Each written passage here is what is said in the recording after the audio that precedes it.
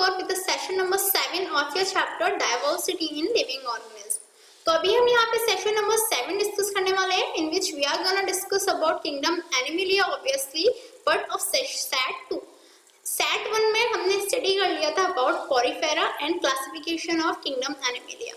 Classification study करने के बाद में हमने फर्स्ट जो हमारा फाइलम था दैट इज जो Porifera था उसके बारे में डिस्कस कर लिया था. In this session, we are going to discuss more about the kingdom Animalia. So the first thing is that Coelenterata. Okay, we are here discussing about Coelenterata. These animals show more body design differentiation. देखो Porifera में हमने study किया. Porifera में हमने study किया था कि जो Porifera होते हैं वो क्या होते हैं, उनकी कैरेक्टरिस्टिक्स क्या होते हैं, उनकी एग्जांपल्स क्या होते हैं. ये सब हम ऑलरेडी सेशन नंबर 1 में डिस्कस कर चुके हैं. That is session number 1, I mean the last session. Clear? अभी जो सेशन नंबर 2 है किंगडम एनिमेलिया का, दैट इज जो अभी प्रेजेंट सेशन है, यहाँ पे हम Coelenterata के बारे में फर्स्ट स्टडी कर रहे हैं.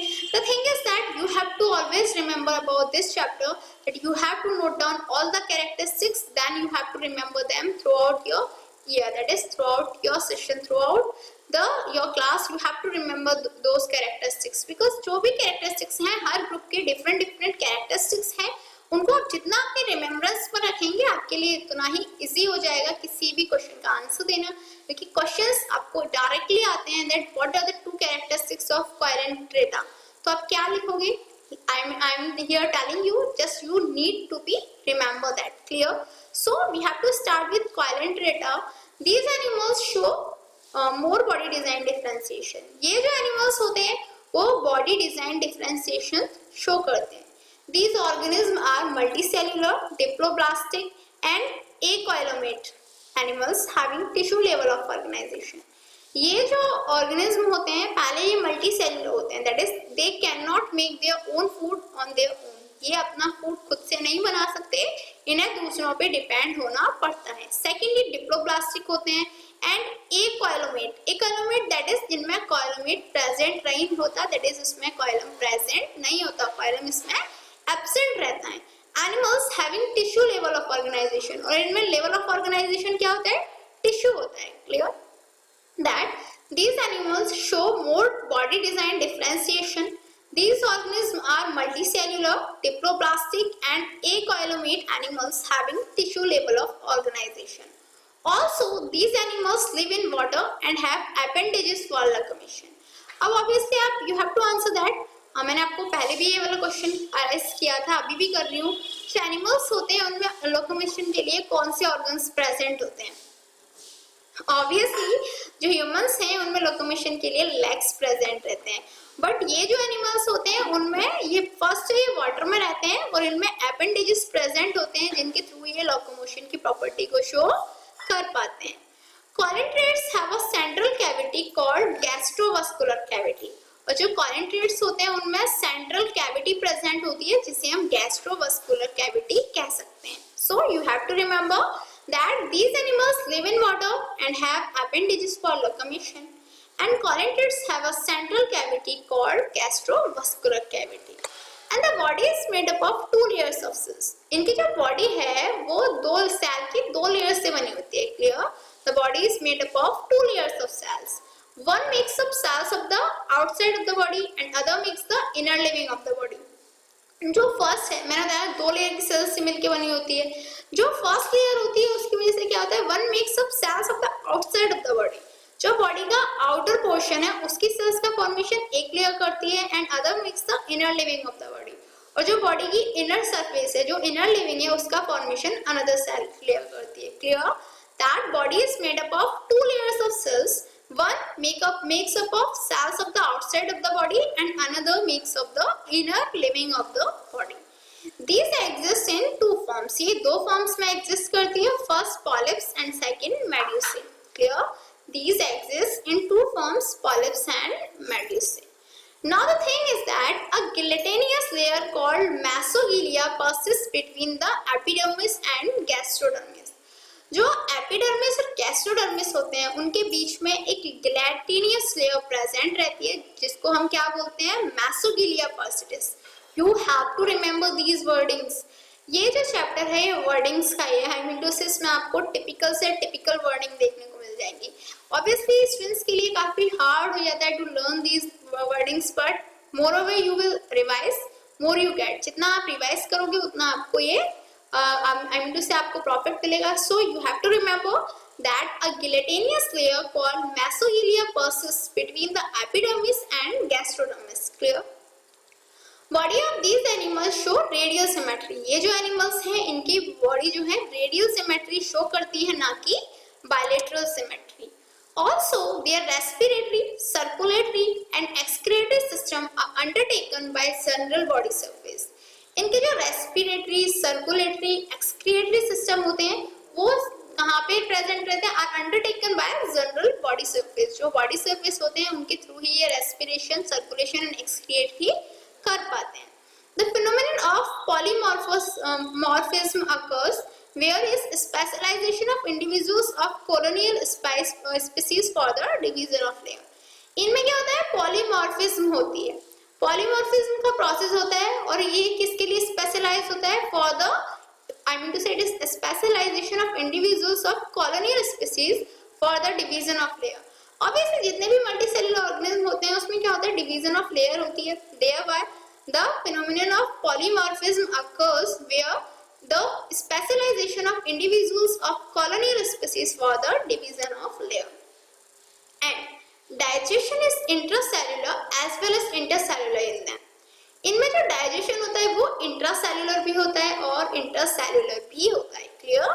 That in digestion is intracellular as well as intercellular in them.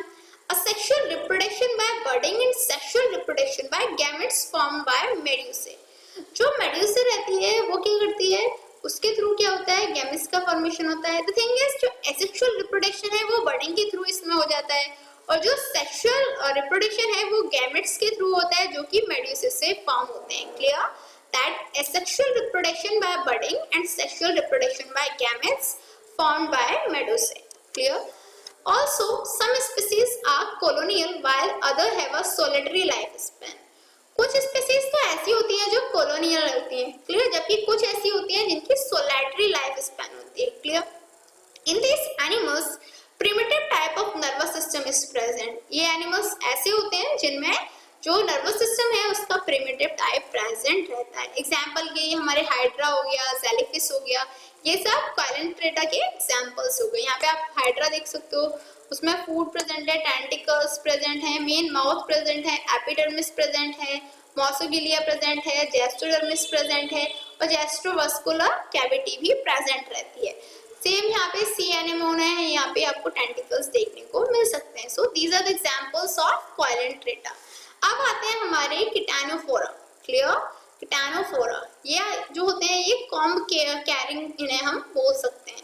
In these animals biradial symmetry, triploblastic and transparent body is present. इनमें फर्स्ट तो बायरेडियल सिमेट्री प्रेजेंट होती है. क्लियर? सेकेंड ये ट्रिप्लोब्लास्टिक होते हैं. जो अभी हमने लास्ट स्टडी किया वो क्या थे? वो डिप्लोब्लास्टिक थे, लेकिन ये ट्रिप्लोब्लास्टिक हैं एंड इनमें ट्रांसपेरेंट बॉडी प्रेजेंट रहती है. These have two tentacles and right longitudinal row for ciliary comb plates for locomotion. इनमें एक तो टेंटिकल्स, डबल टेंटिकल्स प्रेजेंट रहते हैं, इनमें टू टेंटिकल्स प्रेजेंट रहते हैं और लॉन्गिट्यूडिनल रॉस प्रेजेंट रहती है इनमें सिलेरी कॉम्ब प्लेट्स की. क्लियर? कॉम्ब केयरिंग इन्हें क्यों रहती कहते हैं? क्योंकि इसमें सिलेरी कॉम्ब प्लेट्स प्रेजेंट रहती हैं लोकोमोशन के लिए. Clear? Also, in these animals no polymorphism or dimorphism occur. इनमें ना तो कोई polymorphism होती है और ना ही कोई dimorphism इनमें होती है. एग्जाम्पल के लिए प्लूरोब्रेंशिया जैसे स्कॉम जेली हो गया, सेस्टम होगा, ये सब इनके एग्जाम्पल्स हो गए. इसके बाद आते हैं हमारे प्लेटेहेलमिन्थस. क्लियर? प्लेटेहेलमिन्थस जिन्हें हम फ्लैट वॉर्म्स बोलते हैं. These are triploblastic, dorsoventrally flattened. Dorsoventrally flattened का मीनिंग होता है flattened from the back to the abdomen. पीछे से मतलब बैक से एब्डोमेन तक ये फ्लैटेंड रहते हैं. लीफ लाइक एनिमल्स होते हैं with organ level of organisation. Tissue level of organisation इनमें प्रेजेंट नहीं रहता है. इनमें कौन सा लेवल ऑफ ऑर्गेनाइजेशन प्रेजेंट रहता है? Organ level of organization. Clear हुआ? That these are triploblastic, dorsoventrally flattened, leaf like animals with organ level of organization. So these are called flatworms. इसीलिए इन्हें हम क्या बोलते हैं? इन्हें हम flatworms टर्म्स बोल सकते हैं. Clear that you have to remember that these are triploblastic, dorsoventrally flattened, that is flattened from back to the abdomen. Leaf like animals रहते हैं with organ level of organization. So these are also called flatworms. Also, these have a bilateral symmetry. इनमें bilateral symmetry present रहती है. Body cavity is totally absent in these animals. ये जो animals रहते हैं उनमें body cavity भी present नहीं रहती है. Their respiratory and circular system are underdeveloped. इनके जो respiratory और circular systems रहते हैं वो underdeveloped रहते हैं. So what do you have to remember? You have to remember that these have a bilateral symmetry. Body cavity is totally absent in these animals and their respiratory and circulatory system are underdeveloped. Also, their excretory system consists of blind tubules called protonephrida. इनके जो excretory systems होते हैं उनमें blind tubules present रहते हैं जिन्हें हम protonephrida बोलते हैं. Clear? Blind ends of a tubules bear a cilia and is called flame valve or flame cell. इनके जो ब्लाइंड एंड्स होते हैं ट्यूबल्स के उनमें सीलिया प्रेजेंट रहते हैं जिसे हम फ्लेम वॉल्व या फ्लेम सेल भी बोल सकते हैं. They can be free living और पैरासाइटिक. ये जो एनिमल्स होते हैं वो फ्री लिविंग भी हो सकते हैं और पैरासाइटिक भी हो सकते हैं. Clear? So what you have to remember, the excretory system consist of blind tubules. Blind end of tubules bears a cilia and is called flame valve or flame cell. They can be free living or parasitic. Also, both male and female reproductive organs are present in the same individual. इसमें क्या होते हैं, जो mail और female reproductive organs होते हैं वो एक ही इंडिविजुअल में, सेम इंडिविजुअल में प्रेजेंट रहते हैं. That is they are hermaphrodite. ये जो होते हैं वो हर्माफ्रोडाइट रहते हैं. हर्माफ्रोडाइट का मीनिंग क्या होता है? हर्माफ्रोडाइट वो ऑर्गेनिज्म होते हैं जिनमें मेल और फीमेल ऑर्गन्स, रिप्रोडक्टिव ऑर्गन्स एक ही इंडिविजुअल में प्रेजेंट रहते हैं. In these animals, nervous system is well developed and primitive brain is present. ये एनिमल्स वो एनिमल्स होते हैं जिनमें जो नर्वस सिस्टम है वो वेल डेवलप्ड रहता है. क्लियर? नर्वस सिस्टम इनमें वेल डेवलप्ड रहता है और इनमें प्रिमिटिव ब्रेन भी प्रेजेंट रहता है. एग्जाम्पल के लिए प्लेनेरिया हुआ, लिवर फ्लूक हुआ, ब्लड फ्लूक हुआ, ये सब किसके एग्जाम्पल हो गए? ये सब हमारे प्लेटीहेल्मिन्थस के एग्जाम्पल हो गए. तो आप देख सकते हो planaria, liver fluke and tapeworm यहाँ पे एग्जाम्पल्स इसके गिवन है. So it's a time for challenging question mark and today's question is state the phylum to which liver fluke and planaria belongs. You have to state the phylum to which liver fluke and planaria belong. Just 1 second ago I told you the answer. Now I have to check your remembrance and your time to start now. 1 2 3 4 5 time's up. So have you answered this in your mind? Let's check out.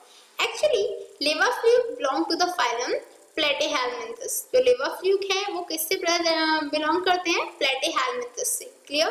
So we have to remember that liver fluke belongs to the phylum Platyhelminthes. So what did we learn today? आज हमने क्या study किया? आज हमने study किया about the some phylums related to the kingdom Animalia. In next session we will gonna discuss more phylums related to the Animalia. Till then, good luck.